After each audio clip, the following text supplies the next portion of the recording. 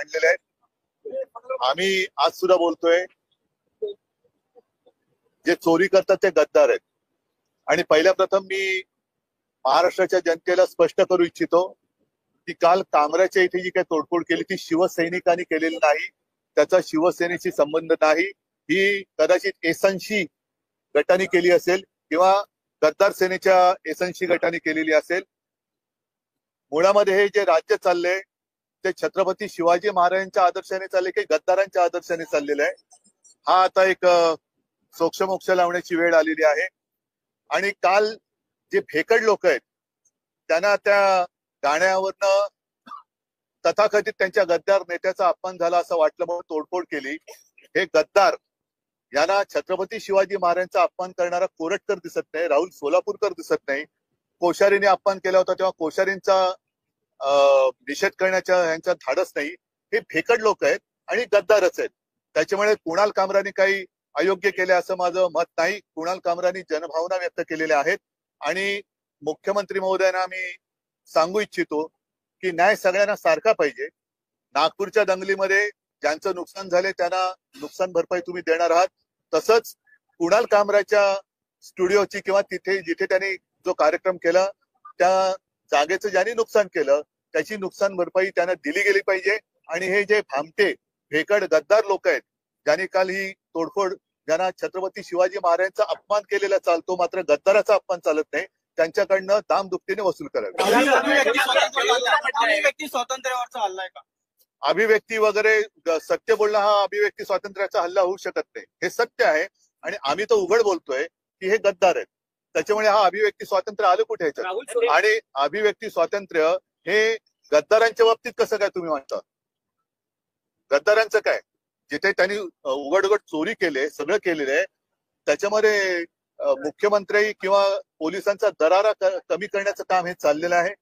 मुख्यमंत्री आणि गृहमंत्री यांचं काही या राज्यात चालत नाही, आम्ही वाटेल ते करू शकतो असं दाखवण्याचा हा जो प्रयत्न आहे तो वेळेच चिरडून टाकला पाहिजे। पोलिसांचं काम वाढेल, कायदा सुव्यवस्था बिघडेल, अशी कुठलीही कृती करू नये असा सल्ला अजित पवारांनी दिला। अजित पवारांना मी धन्यवाद देतो, पण मुळात त्यांच्या आजूबाजूला बसणारी लोकच जर असं काम करत असतील तर पहिलं त्यांना आवरलं पाहिजे त्यांनी। राहुल फडणवीस यांनी म्हटलेलं आहे की विरोधी पक्षावरच्या आमदारांनी देखील कुणाल कामराचं समर्थन केलेलं आहे आणि मी नाही करत, मी केलेलं आहे ना समर्थन, सुपारी देऊन कुणाल कामराला। नाही आता हे बघा, ह्या सुपाऱ्या कोण कोणाला देतं? मग नागपूरच्या दंगलीची सुपारी कोणी दिली होती? औरंगजेबाचा थडगा उकरण्याची सुपारी कोणी दिली होती? राज्याची वाट लागत चाललेली आहे आणि गद्दारांचं उदात्तीकरण जर फडणवीसांना मान्य असेल तर मला असं वाटतं देव सुद्धा त्यांना वाचू शकेल की नाही। त्यांचं पद वारसा हा एकनाथ शिंदेकडे आहे असं सभागृहात फडणवीस म्हणालेले आहे। नाही, हे म्हणूनच म्हणतं ना की छत्रपती शिवाजी महाराजांचा वारसा घेऊन चालायचा का गद्दारांचा, अनाजी पंथाचा वारसा पुढे चालवायचा का संभाजी महाराजांचा, हाच ह्या सरकारला माझा प्रश्न आहे। जर अनाजी पंथ त्यांच्यासाठी आदर्श असतील तर त्यांचं वक्तव्य हे मी समझू सकता हूँ।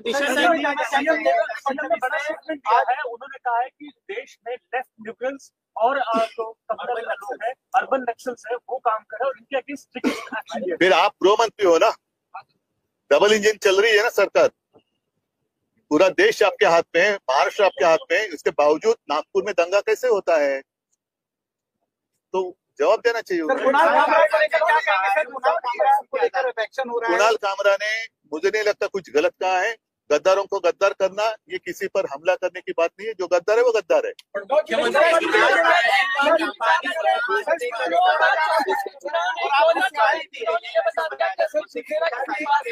वो छोड़ो, वो नहीं, वो पूरा गाना आप सुन लो, चाहिए तो आपके पास होगा तो बजा कर दिखाओ, उसी गाने का जो अर्थ है वही तो है।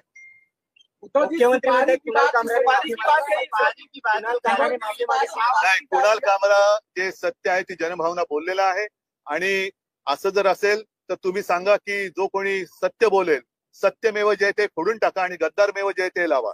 सुपारी की बात कर रहे हैं, अभी शिवसेना के नेता सदन में हंगामा किए, बाहर नहीं, इस हमले से शिवसेना का कोई संबंध नहीं, ये गद्दार सेना ने किया है, इसका कोई शिवसेना से लेना देना नहीं है।